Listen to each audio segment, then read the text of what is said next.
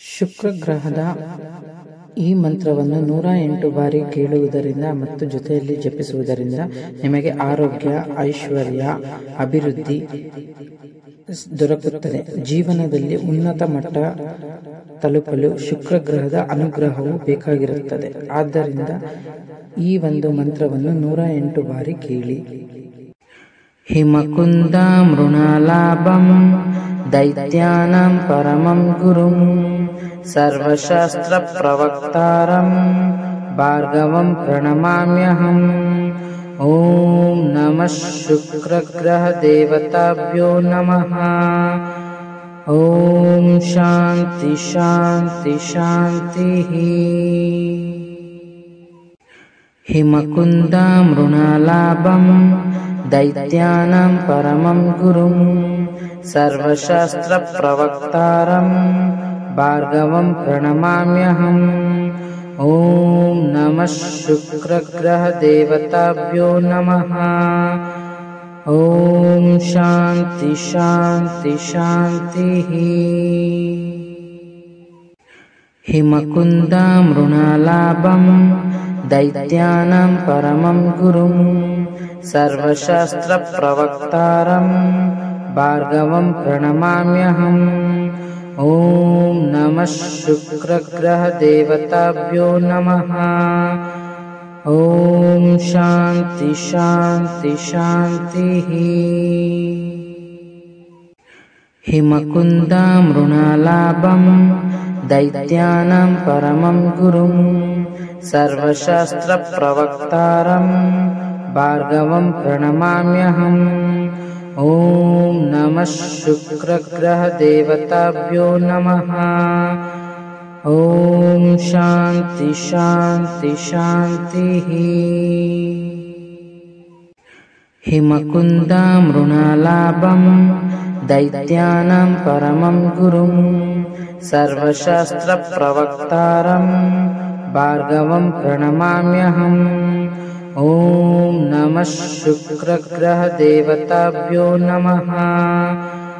ಓಂ ಶಾಂತಿ ಶಾಂತಿ ಶಾಂತಿ. ಹಿಮಕುಂದ ಮೃಣಾಲಾಭಂ ದೈತ್ಯಾನಾಂ ಪರಮಂ ಗುರುಂ ಸರ್ವಶಾಸ್ತ್ರ ಪ್ರವಕ್ತಾರಂ ಭಾರ್ಗವಂ ಪ್ರಣಮಾಮ್ಯಹಂ. ಓಂ ನಮಃ ಶುಕ್ರಗ್ರಹ ದೇವತಾಭ್ಯೋ ನಮಃ. ಓಂ ಶಾಂತಿ ಶಾಂತಿ ಶಾಂತಿ. ಹಿಮಕುಂದ ಮೃಣಾಲಾಭಂ ದೈತ್ಯಾನಾಂ ಪರಮಂ ಗುರುಂ ಸರ್ವಶಾಸ್ತ್ರ ಪ್ರವಕ್ತಾರಂ ಭಾರ್ಗವಂ ಪ್ರಣಮಾಮ್ಯಹಂ. ಓಂ ನಮಃ ಶುಕ್ರಗ್ರಹ ದೇವತಾಭ್ಯೋ ನಮಃ. ಓಂ ಶಾಂತಿ ಶಾಂತಿ ಶಾಂತಿ. ಹಿಮಕುಂದ ಮೃಣಾಲಾಭಂ ದೈತ್ಯಾನಾಂ ಪರಮಂ ಗುರುಂ ಸರ್ವಶಾಸ್ತ್ರ ಪ್ರವಕ್ತಾರಂ ಭಾರ್ಗವಂ ಪ್ರಣಮಾಮ್ಯಹಂ. ಓಂ ನಮಃ ಶುಕ್ರಗ್ರಹ ದೇವತಾಭ್ಯೋ ನಮಃ. ಓಂ ಶಾಂತಿ ಶಾಂತಿ ಶಾಂತಿ.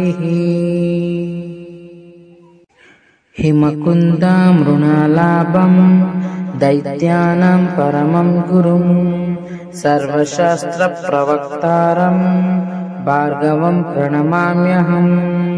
ಓಂ ನಮಃ ಶುಕ್ರಗ್ರಹ ದೇವತಾಭ್ಯೋ ನಮಃ. ಓಂ ಶಾಂತಿ ಶಾಂತಿ ಶಾಂತಿ. ಹಿಮಕುಂದ ಮೃಣಾಲಾಭಂ ದೈತ್ಯಾನಾಂ ಪರಮಂ ಗುರುಂ ಸರ್ವಶಾಸ್ತ್ರ ಪ್ರವಕ್ತಾರಂ ಭಾರ್ಗವಂ ಪ್ರಣಮಾಮ್ಯಹಂ. ಓಂ ನಮಃ ಶುಕ್ರಗ್ರಹ ದೇವತಾಭ್ಯೋ ನಮಃ. ಓಂ ಶಾಂತಿ ಶಾಂತಿ ಶಾಂತಿ. ಹಿಮಕುಂದ ಮೃಣಾಲಾಭಂ ದೈತ್ಯಾನಾಂ ಪರಮಂ ಗುರುಂ ಸರ್ವಶಾಸ್ತ್ರ ಪ್ರವಕ್ತಾರಂ ಭಾರ್ಗವಂ ಪ್ರಣಮಾಮ್ಯಹಂ. ॐ नमः शुक्रग्रहदेवताभ्यो नमः। ॐ शान्ति शान्ति शान्तिः।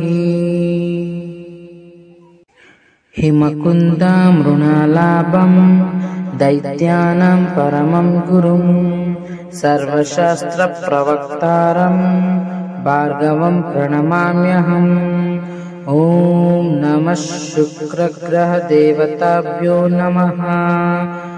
ॐ शान्ति शान्ति शान्तिः। हिमकुन्दामृणालाभं दैत्यानां परमं गुरुं सर्वशास्त्रप्रवक्तारं भार्गवं प्रणमाम्यहम्। ॐ नमः शुक्रग्रहदेवताभ्यो नमः। ॐ शान्ति शान्ति शान्तिः। हिमकुन्दामृणालाभं दैत्यानां परमं गुरुं सर्वशास्त्रप्रवक्तारं भार्गवं प्रणमाम्यहम्। ॐ नमः शुक्रग्रहदेवताभ्यो नमः। ॐ शान्ति शान्ति शान्तिः। हिमकुन्दामृणालाभं दैत्यानां परमं गुरुं सर्वशास्त्रप्रवक्तारं भार्गवं प्रणमाम्यहम्। ॐ नमः शुक्रग्रहदेवताभ्यो नमः। ॐ शान्ति शान्ति शान्तिः। हिमकुन्दामृणालाभं दैत्यानां परमं गुरुं सर्वशास्त्रप्रवक्तारं भार्गवं प्रणमाम्यहम्। ॐ नमः शुक्रग्रहदेवताभ्यो नमः। ॐ शान्ति शान्ति शान्तिः। हिमकुन्दामृणालाभं दैत्यानां परमं गुरुं सर्वशास्त्रप्रवक्तारं भार्गवं प्रणमाम्यहम्। ॐ नमः शुक्रग्रहदेवताभ्यो नमः। ॐ शान्ति शान्ति शान्तिः।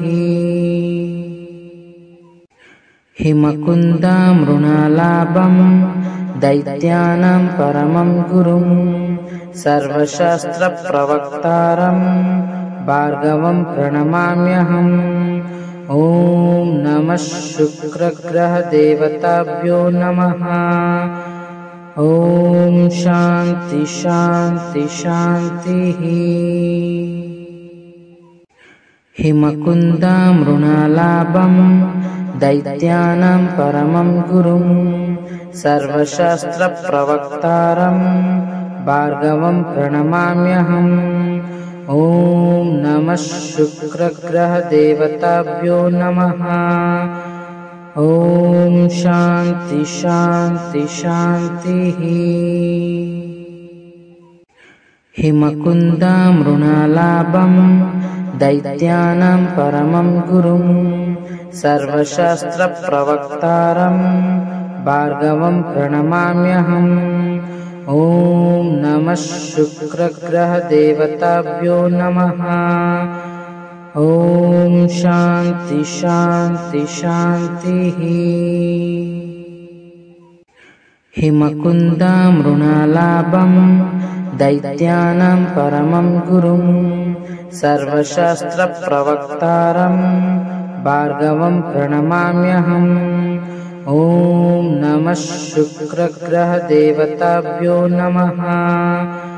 ॐ शान्ति शान्ति शान्तिः। हिमकुन्दा